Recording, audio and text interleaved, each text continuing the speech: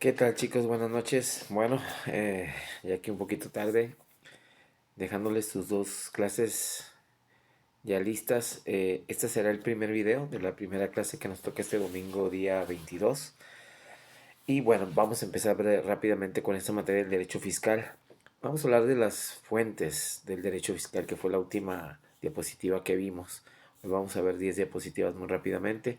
Y bueno, una de las primeras fuentes es nuestra constitución política. Bueno, en esta Constitución Política Mexicana hay un artículo específicamente, el artículo 31, fracción 4, que es el que especifica las obligaciones del contribuyente, donde nos dice que todos los mexicanos debemos pagar impuestos de manera obligatoria. Proporcional significa que de acuerdo a nuestras posibilidades y el tipo de negocio que tenemos, y de manera equitativa, es decir, con las mismas reglas y con las mismas oportunidades de igualdad. La otra fuente es la ley fiscal. Bueno, la ley fiscal, chicos, es el principal instrumento que tiene el derecho fiscal. En este caso, se encuentra en el Código Fiscal de la Federación, que normalmente pues podemos dar un ejemplo como la ley del impuesto sobre la renta, que es la que se encarga obviamente de establecer impuestos. Entonces la ley fiscal es la que asigna los impuestos con la tasa correspondiente. Otra de las fuentes son los tratados internacionales, que son los acuerdos comerciales entre los países, donde acuerdan para fomentar el comercio, pues la eliminación de barreras comerciales como son los aranceles. Otros serían los reglamentos. Los reglamentos son controlados por el Estado, es decir, por el gobierno. El presidente, que es el poder ejecutivo, o el poder ejecutivo es el que detalla las leyes para la aplicación de los impuestos. Y por último viene siendo los decretos. Los decretos por ley, que son reglas emitidas por el Poder Ejecutivo, tienen ese poder de alguna manera decir, bueno, vamos a, por decreto, a designar que el IVA para el año 2026 va a ser del 10% o va a ser del 20%, sin que tenga que ser de manera legislativa directamente, puede ser por medio del Poder Ejecutivo. Bueno, otro de los temas también que vale la pena tocar es que hay otras fuentes también como son las, por ejemplo, las de la doctrina, que tiene que ver más o menos con las opiniones de algunos jueces especialistas en material de lo fiscal. Y ellos son muy especialistas en cuestión de la materia tributaria, de cómo cobrar impuestos. Su opinión es importante. Otras son las fuentes materiales, que habla más que nada de factores sociales, dependiendo cómo se esté dando la vida en el país, la economía y las decisiones políticas, dependiendo de eso, pues son el tipo de leyes que el país puede tener para la aplicación de impuestos. Otro sería la miscelánea fiscal, reglas generales que aplica el brazo de la Secretaría de Hacienda y Crédito Público, que es el SAT, y ellos pues están ahí para facilitar el cumplimiento de las normas o de las leyes fiscales. La otra fuente sería la jurisprudencia, es cómo se interpreta la ley, cómo se interpreta la ley ante los diferentes tribunales, sobre todo lo que tiene que ver con el pago de impuestos, porque hay un tribunal eh, federal, ¿verdad?, que se encarga para cualquier tipo de conflicto en pago de intereses, porque también los contribuyentes tienen derechos. ¿Ok? Bueno, también vamos a hablar sobre los impuestos en derecho fiscal. Bueno, estos impuestos son pues pagos obligatorios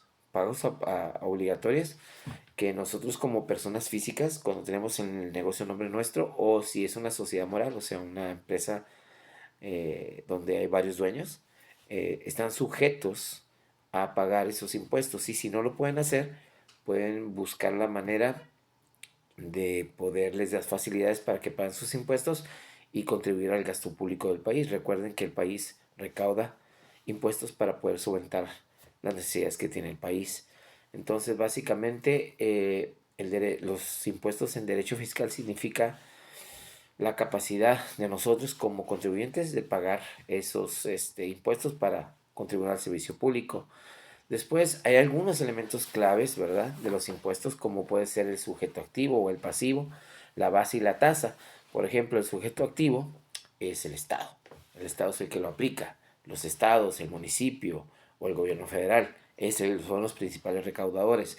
El sujeto pasivo somos nosotros, los contribuyentes, ya sea persona física o persona moral, o sea, cualquier tipo de sociedad. Y el objeto es generar un cobro, ¿verdad? O generar un pago de impuestos por medio de el consumo, que normalmente los impuestos se graban directamente por medio de diferentes tipos de consumo o por otro tipo de actividades económicas que tienen que ver con nuestro patrimonio, como por ejemplo el tener una casa te hace tener la obligación de pagar un impuesto predial cada 12 meses. Luego la base, bueno, viene siendo la cantidad por la cual se calcula un impuesto, digamos un monto, ¿no? Sobre el cual se carga un impuesto. Si tú tienes un negocio y vendes un producto de 1,000 pesos y el cliente te pide factura, pues tú vas sobre el monto de lo que tú vendes, vas a aplicar el impuesto correspondiente. Ejemplo, el IVA. Y aquí vamos a la tasa y a la tarifa. Acuérdense que los impuestos tienen una tasa que puede variar y en este caso se aplica un porcentaje a la base que tú vas a cobrar. Hay diferentes clasificaciones de impuestos. Tenemos los directos y los indirectos. Los directos son los que graban directamente lo que en el dinero que ganamos, en nuestros ingresos o en la riqueza que tenemos. Ejemplos, el impuesto sobre la renta. Recuerden que el ICR se cobra al final del ejercicio fiscal, cada 12 meses. Se cobra un porcentaje aproximadamente del 30% actualmente sobre las utilidades finales que tiene un negocio, y es una persona física o moral. Y los indirectos somos los que pagamos indirectamente en los consumos y se traslada directamente a través de los negocios a las arcas del gobierno.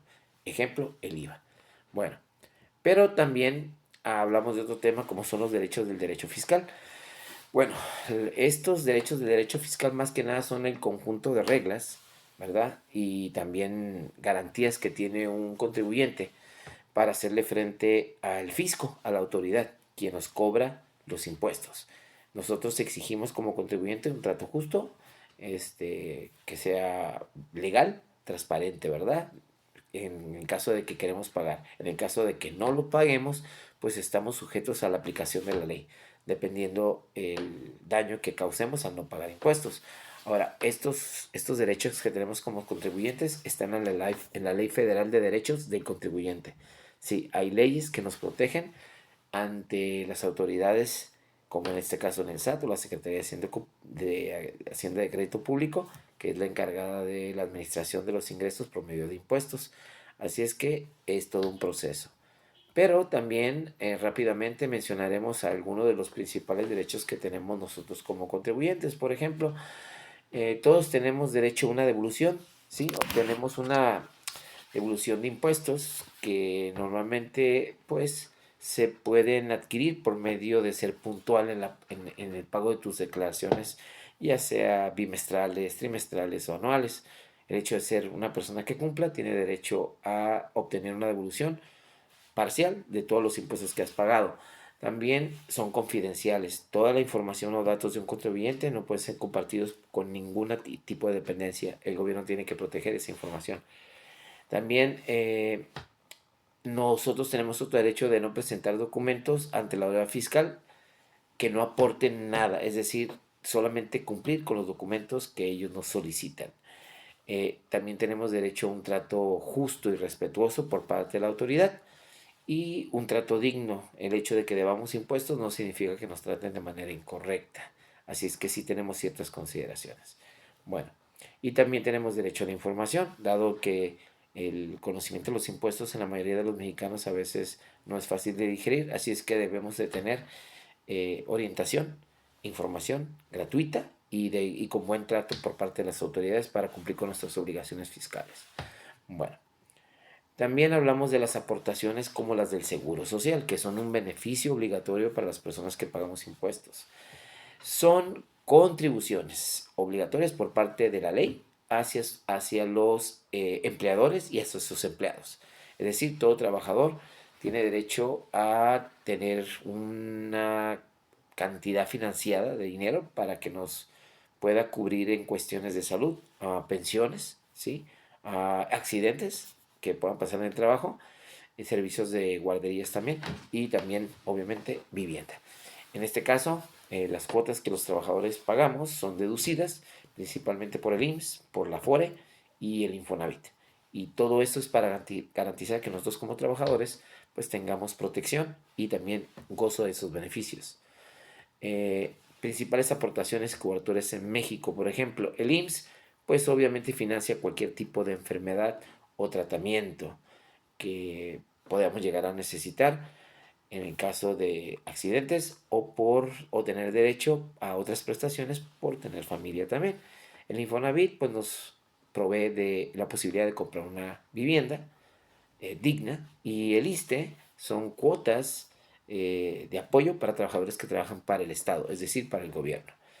Normalmente sus características son obligatorias, el gobierno debe cumplir con esos beneficios que nosotros debemos de obtener. Su finalidad es garantizar salud, es garantizar protección y tener esos servicios que el contribuyente merece por pagar sus impuestos.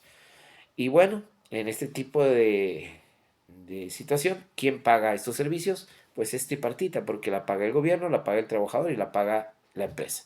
Es compartido. Bueno, las contribuciones de mejoras en la siguiente diapositiva. Estas contribuciones de mejoras tienen que ver más que nada con dinero que es obviamente recaudado vía impuestos y que son tributos obligatorios que debemos de pagar, y se busca que esas aportaciones sean utilizadas para mejorar la infraestructura del país, tener mejor servicios de transporte, alumbrado, vías de comunicación, o sea, carreteras en buen estado, mantenimiento de la vía pública, o sea, obras públicas importantes que mejoren la vida del ciudadano en nuestro país. Y bueno, finalmente, este tipo de mejoras tienen fundamento legal. Principalmente está reguladas en el artículo 2, fracción 3 del Código Fiscal de la Federación, y también están sujetos a los sujetos obligados que están dentro de esto son los propietarios de una casa, de una propiedad, de un terreno, de un edificio, o que tenga algún bien inmueble y que, bueno, esa obra puede afectarlo directamente en beneficio. Ejemplos de obras, pues como lo dije, electrificación, alcantarillado, construcción de puentes, carreteras, etcétera. Cálculo y cobro, por ejemplo. El monto que se debe de cobrarle al contribuyente debe ser proporcional en base al beneficio que pueda llegar a obtener. Entonces, básicamente, el total de la obra lo financia lo financia la mayoría de los mexicanos con el pago de sus impuestos. Y finalmente, los niveles de gobiernos involucrados en este tipo de proyectos son el gobierno municipal, o los tres niveles de gobierno: municipal, estatal y federal. En muchas de estas causas, las mejoras tienen que ser tripartitas para que sea menos pesada la carga fiscal. Y bueno, por lo que nos consta en estos temas, chicos, espero que hayan disfrutado este pequeño video y les ayude mucho para poder comprender un poquito más este tipo de material. Mucha suerte y pues bueno, esperen el siguiente video para el trabajo de clase número 3. Esto fue para el trabajo de clase número 2 del día 22. Hasta luego. Buenas noches.